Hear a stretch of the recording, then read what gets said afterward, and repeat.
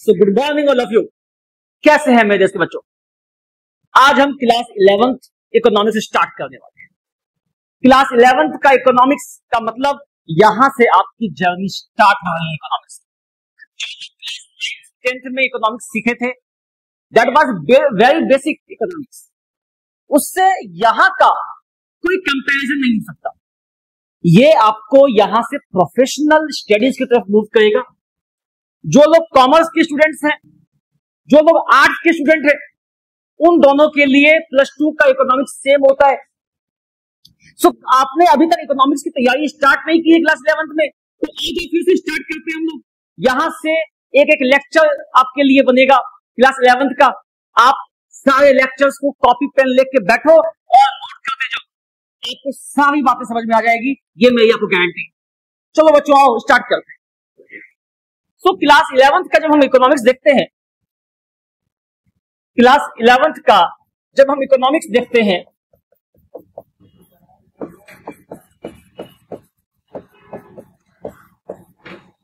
तो सबसे पहले ये बात आती है जहन में, ये बात आती है कि इकोनॉमिक्स ये शब्द आया कहां से।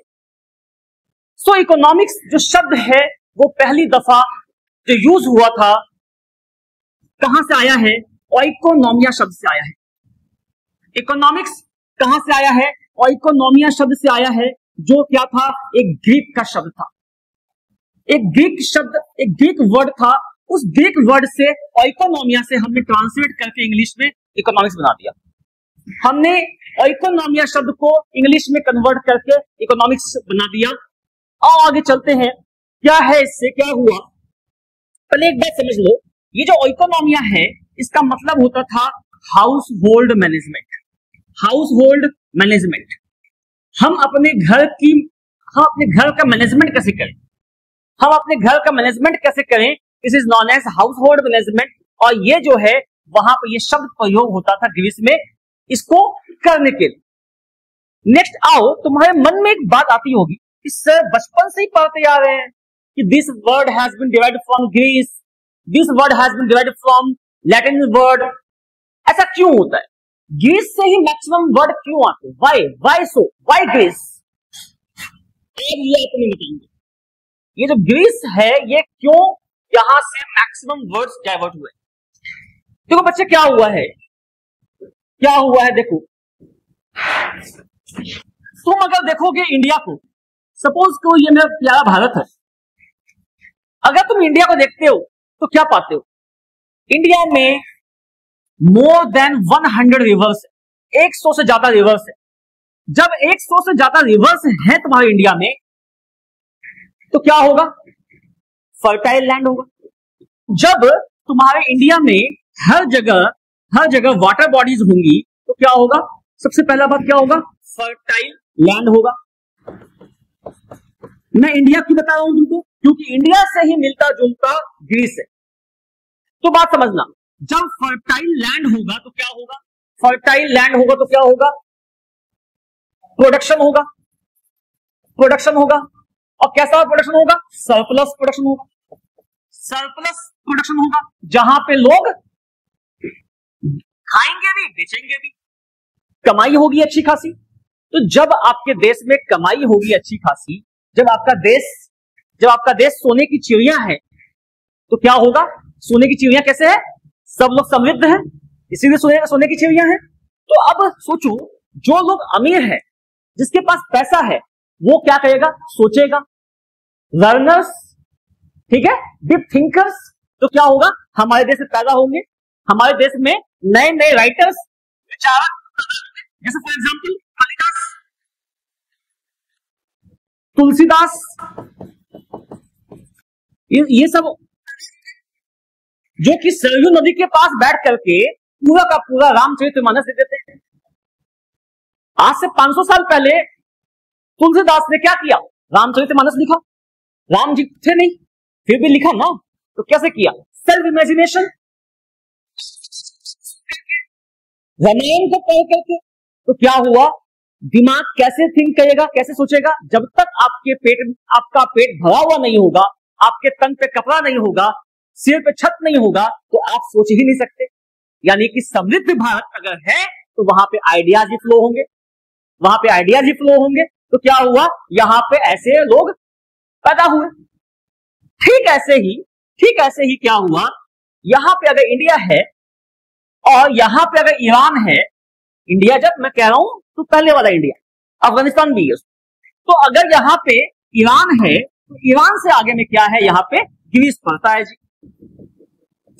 अब जो ग्रीस है, ग्रीस में क्या है, टापुओं का देश है, टापुओं का देश है, the land of islands, the land of islands है।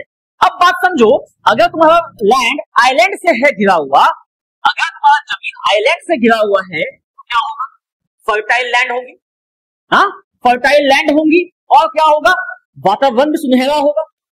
तो क्या होंगे, नए नए विचारक पैदा होंगे, नए नए लर्नर्स पैदा होंगे, नए नए थिंकर्स पैदा होंगे। इसीलिए ग्रीस में तुम देखोगे मैक्सिमम थिंकर्स पैदा हुए, फिलोसोफर्स पैदा हुए।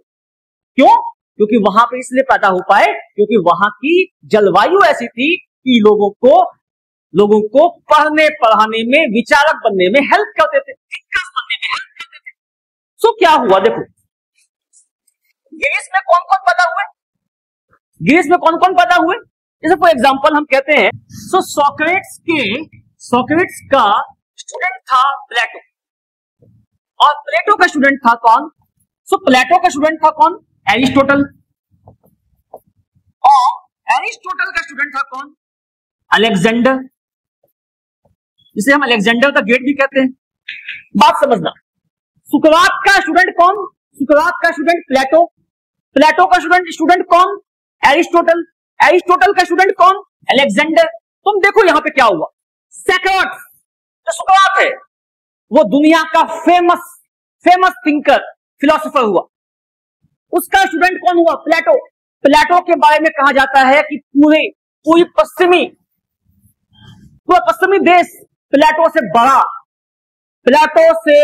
फिलोसोफर किसी को नहीं मानता। सुकरात का स्टूडेंट प्लेटो, प्लेटो का स्टूडेंट कौन, एरिस्टोटल। ये भी अपने आप में एक ग्रेट थिंकर थे, ग्रेट राइटर थे, फिलोसोफर थे। अब इसका बच्चा कौन, अलेक्जेंडर, और यही अलेक्जेंडर तुम देखोगे बाद में पूरे विश्व को जीतता है, पूरे विश्व को जीतता है ये अलेक्जेंडर। ग्रीस से चला था, भारत में पहली बार अटैक इसी ने किया था, तो चंद्रगुप्त ने इसको हरा दिया था। तो हुआ क्या, चूंकि वहां पे फिलोसोफर्स, थिंकर्स बहुत ज्यादा हुए, उन्होंने लिखा, तो जब लिखा तो क्या हुआ, पश्चिमी देश अमेरिका वगैरह ने क्या किया, ब्रिटेन ने क्या किया, इनकी बातों को इनके किताब से अपने भाषा में कन्वर्ट किया। तो ग्रीक से इंग्लिश में कन्वर्ट हुआ, इसीलिए तुम देखोगे मैक्सिमम वर्ड ग्रीक से आते हैं इंग्लिश में। इसीलिए जो इकोनॉमिया शब्द है वो भी ग्रीक का ही वर्ड है। ठीक है बच्चों, आगे मूव करते हैं जी। अब सुनो क्या हुआ, अब क्या हुआ देखो, आगे हम चलते हैं। अगर हम इकोनॉमिक्स की बात करते हैं तो बात समझना, ह्यूमन एक्टिविटी दो प्रकार की होती है। एक एक्टिविटी वो कहते हैं, ह्यूमन एक्टिविटी दो प्रकार की होती है। एक होता है कौन, क्या, इकोनॉमिक, एक होता है क्या, non economic, economic and non economic. अब सुनना मेरी बात को, इकोनॉमिक क्या है, इकोनॉमिक जो कि हम लाइवलीहुड के लिए काम करते हैं, लाइवलीहुड के लिए काम किया हुआ का जो चीज है वो क्या है, इकोनॉमिक है। जो हम लाइवलीहुड के लिए काम नहीं करते, out of love, affection, social motive, charity, तो जब हम सोशल मोटिव के लिए, चैरिटी के लिए काम करते हैं, लव अफेक्शन के लिए काम करते हैं, उसे हम कहते हैं क्या, नॉन इकोनॉमिक एक्टिविटी। तो हमें इकोनॉमिक्स में सिर्फ इकोनॉमिक एक्टिविटीज पे ही ध्यान देना है, हमें सिर्फ और सिर्फ इकोनॉमिक एक्टिविटीज पे काम करना है। जैसे फॉर एग्जांपल तुम समझो, एक नर्स है, देयर इज अ नर्स, एक हॉस्पिटल में वो नर्स क्या करती है, एक हॉस्पिटल में वो नर्स सेवा देती है, सर्विस देती है। तो क्या होता है, जब ये नर्स सर्विस दे रही है वहां हॉस्पिटल में, तो वो इकोनॉमिक है, वो क्या है, इकोनॉमिक है। और जब यही नर्स अपने बेटे को घर पे अपने आकर के सेवा दे रही है उसके मलम पट्टी वो कर रही है, दैट इज वहां पे क्या हो गया, out of love and affection, love and affection. तो जब कोई भी आदमी अपने लिए काम करे, अपने बच्चों के लिए काम करे, आउट ऑफ लव करे, जस्टिस करे, मोरल करे, उसे हम नॉन इकोनॉमिक कहते हैं, और नॉन इकोनॉमिक कभी भी इकोनॉमिक्स का पार्ट नहीं होता है। आगे मूव करते हैं। सो मूविंग फॉरवर्ड, अब देखो क्या है, अब क्या है देखो,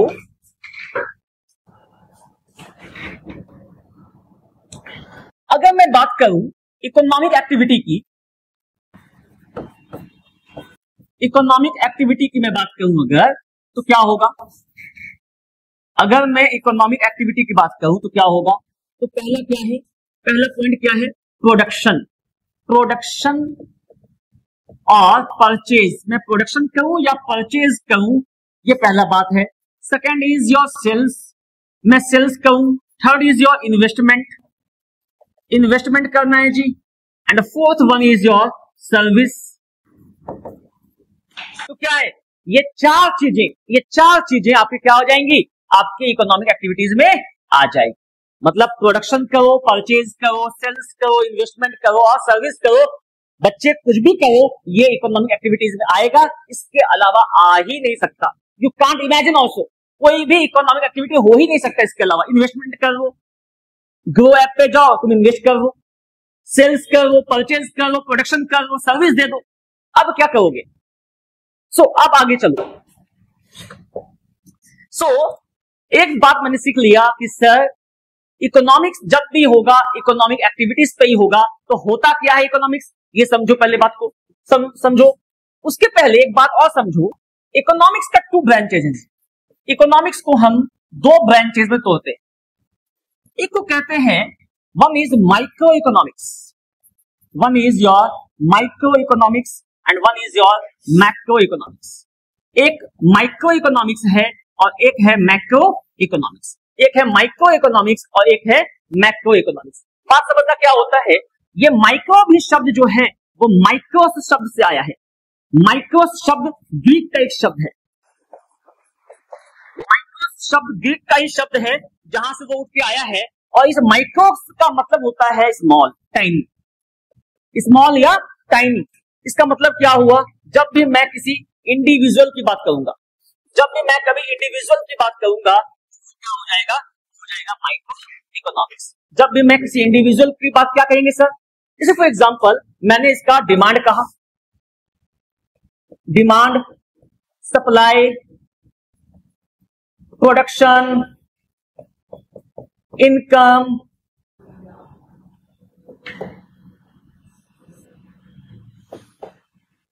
प्रोडक्शन, इनकम। तो जब मैं ये सब काम करूंगा एक इंडिविजुअल लेवल पे, उसे मैं कहूंगा क्या, माइक्रो इकोनॉमिक्स। ठीक है, आगे मूव करते हैं जी, आगे मूव करते हैं। अगर मैं economy as a whole, economy as a whole बात करता हूं, कोई इकोनॉमी, क्या प्राइस होगा सर, सर देश में कितना महंगाई हो गया सर, हाँ, inflation, employment, aggregate demand, aggregate supply, national income, ये सारे कंपोनेंट वेरिएबल्स जो हैं वो मैक्रो इकोनॉमिक्स की होते हैं, दे आर मैक्रो इकोनॉमिक्स। तो क्या हो गया, मैं इंडिविजुअल, मैक्रो में जाओगे तो इकोनॉमी एज अ होल हो जाएगा। आगे मूव करते हैं। सो मूविंग फॉरवर्ड, आप सुनो क्या है इसकी डेफिनेशन, समझो क्या है। मैंने कहा economics is a subject matter in which all the economic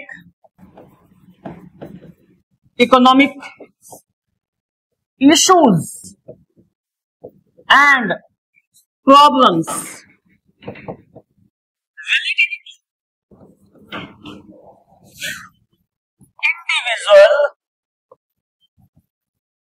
related to individual is known as microeconomics, and all the economic problem and issues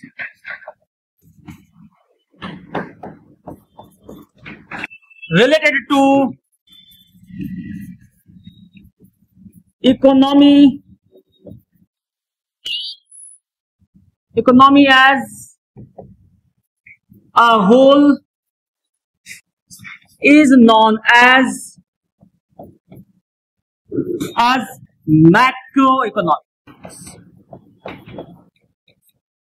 macroeconomics. बात समझना है। एक बात मैंने क्या कहा, मैंने कहा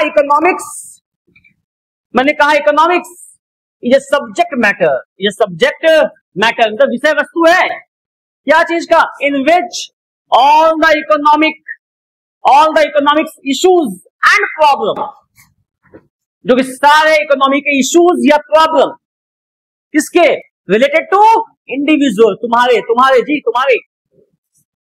is known as microeconomics, and all the economic problem and issues related to economy as a whole is known as macroeconomics.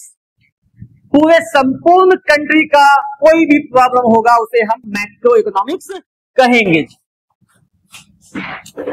अब बात समझो आगे।